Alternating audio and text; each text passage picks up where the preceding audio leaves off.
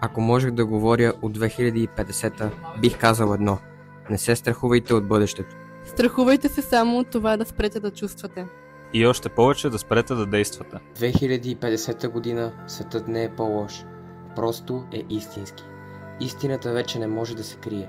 Нито в данните, нито в думите. Най-ценното качество на човека – да мисли критично, да различава знание от шум, да пази мъдростта. В бъдещето най-силната валута не е информацията, не е технологиите, а емпатията. Хората започнаха да слушат отново, не за да отговарят, а за да разберат. И тогава светът се промени. Бъдещето не се случи само. Ние го създадохме. Не с големи жестове, а с малки избори. Да защитим слабите, да пазим природата и да казваме каквото мислим, когато е нужно. Да сме задружни и още повече да подкрепяме различията. Промяната започва там, където свършват оправданията. Бъдещето не е предупреждение. То е шанс. И шансът започва от нас. Мисли, чувствай, действай!